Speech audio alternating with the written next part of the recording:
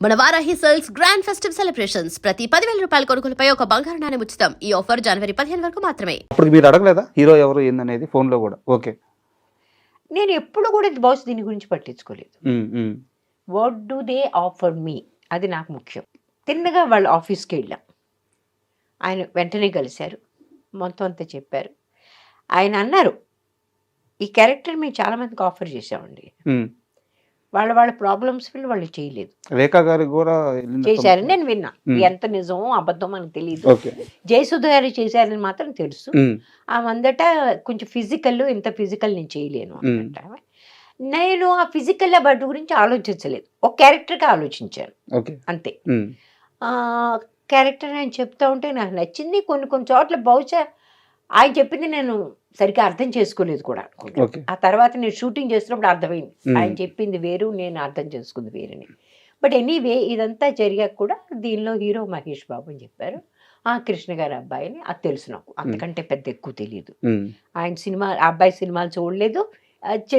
చిన్నపిల్లాడిగా ఏదో సినిమా చూశాను అంతే, అంతకంటే చూడలేదు నేను. సరే అట్లాగే అనుకున్నాం. మీకు ఎంత డబ్బు కావాలన్నారు? I said I have no idea.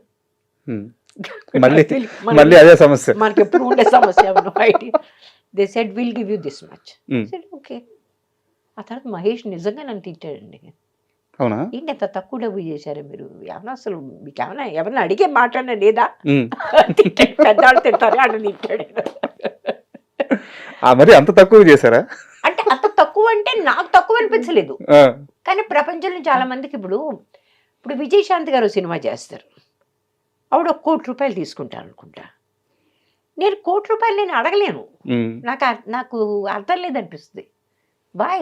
Why should they pay me that much money నాకు అనిపిస్తుంది. But I want a decent money.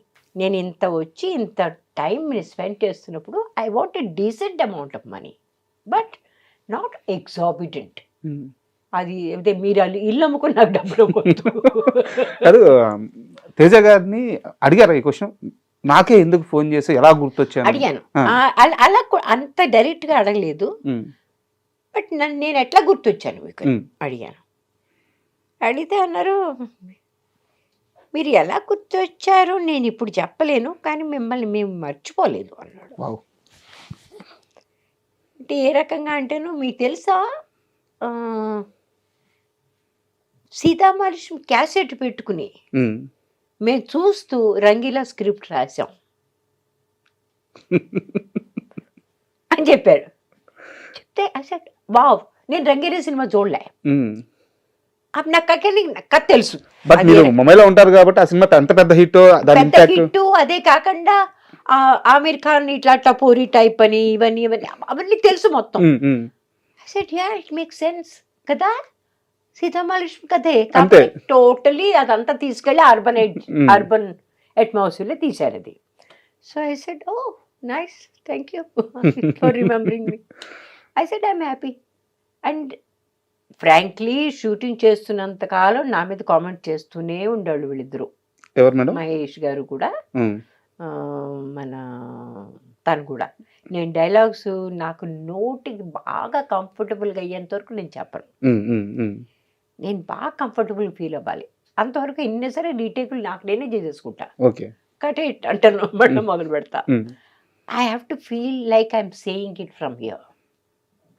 అది ప్రాబ్లం. నాకు అది ఫీల్ అవ్వాలి, ఆ ఫీల్ అవ్వడం చాలా ముఖ్యం. ఆ టైంలో నేను రామేశ్వరుని కాదు, ఆ క్యారెక్టర్ని అలా ఆ రకంగా ఫీల్ అవ్వాలి నేను. అది నా మీద వీడు విక్రించేవాళ్ళు, ఈవిడు మళ్ళీ మర్చిపోద్ది, వాడు మర్చిపోతుంది అనుకునేవాళ్ళు వీడు. But I have a different problem, అది అర్థం కాలేదు. కానీ ఒకరోజు ఏదో ఒక విషయం మీద మహేష్ గారు నన్ను అడిగారు, మహేష్ బాబు గారు, అది మీ సరిగ్గా అదే సెంటెన్స్ దగ్గర మీ కళ్ళప్పుడు అలా బడబడి నీళ్ళు ఎలా కారుతాయి అని అడిగాడు.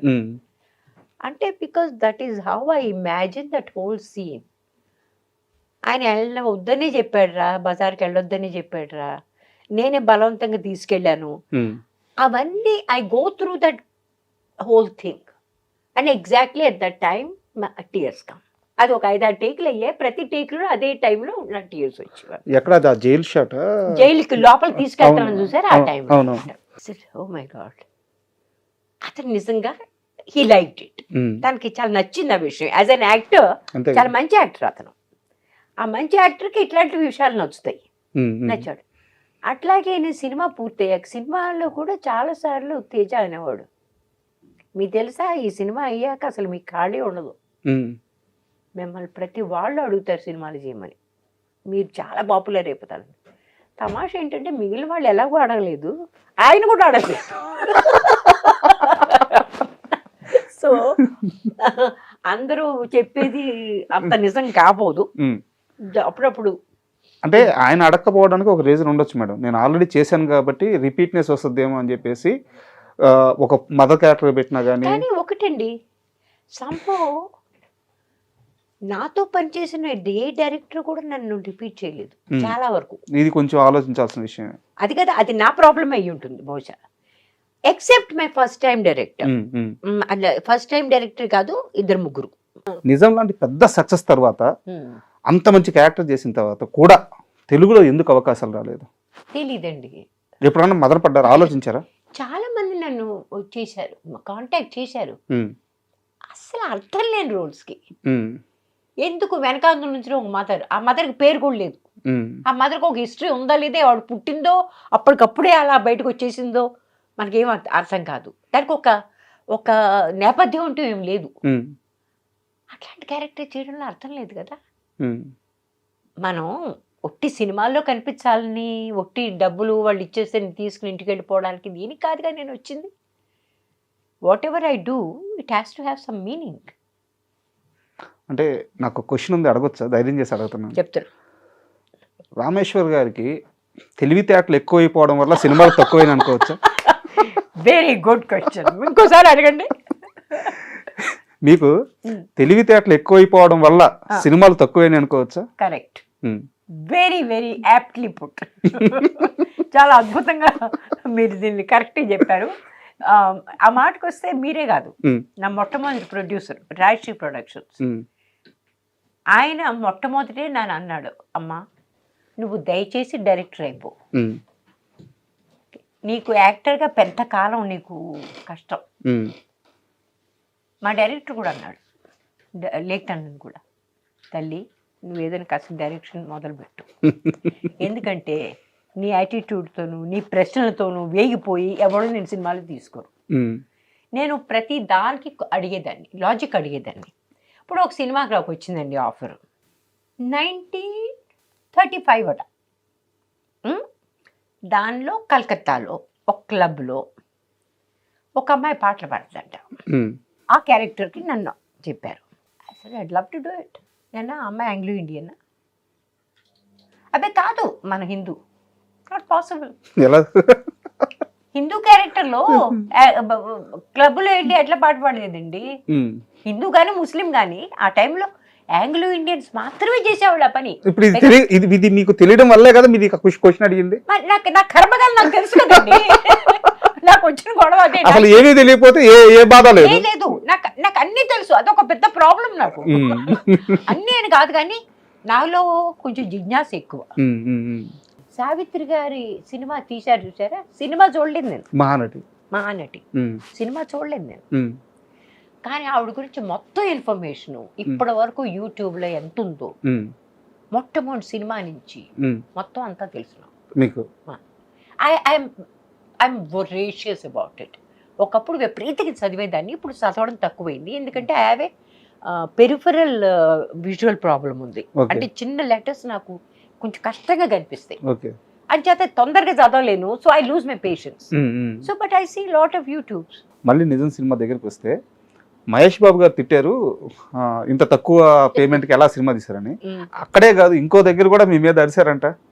ఏంటి మీ వాళ్ళు ఎక్కడ పడితే అక్కడ ఉంచేస్తారు, మీరు అక్కడ ఉండిపోతారు ఏంటి, మంచి హోటల్లో ఉండాలని తెలీదా మీకు అని. నాకు తెలియదు. ఆయన నిజంగానే అంటే సినిమా యాక్టర్స్ సినిమా జరిగినంతసేపు ఎలా ఉంటారు మాత్రమే కౌంట్, సినిమా తర్వాత ఎవరి లైఫ్ వాళ్ళది. నిజం సినిమా జరిగినన్ని రోజులు మహేష్ బాబు గారు నిజంగానే మీలో ఒక అమ్మని చూసుకున్నట్టున్నారు. దేర్ సర్టన్ సీక్వెన్సెస్ అది చేస్తున్నప్పుడు he really was very moved. అది స్పెషల్గా ఆటోలో కూర్చోబెట్టి అమ్మాయి జాగ్రత్తగా ఇల్లు అంటాడు చూసారా, హీ రియలీ ఫెల్ట్ ఇట్. నిజంగా తన తల్లిని ఎక్కడికో పంపించేస్తున్నట్టు ఆ రకంగా చేశాడు. And I could see his tears suddenly coming. లేకపోతే వాళ్ళకి అంత అలవాటు లేదు, గ్లిసరిన్ పెట్టుకుని చేసేవాళ్ళు జనరల్గా వెళ్ళు. But in this film he really felt it. Me interview కోసం ప్రిపేర్ అవుతుంటే మీరు అన్నారని ఒక చిన్న వాయిస్ ఓవర్ ఒక వీడియో రెడీ చేసి పెట్టున్నారు. అది మీ విజువల్ కాదు.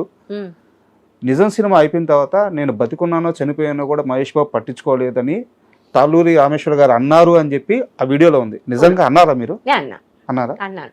ఏంటంటే పట్టించుకోలేదనే మాట అర్థం లేని మాట. ఎవరు మాత్రం ఏమన్నా పట్టించుకుంటారు? ఇప్పుడు we worked in a film together. He was a very good actor with me. అలాగే I was also a good actor with him. That's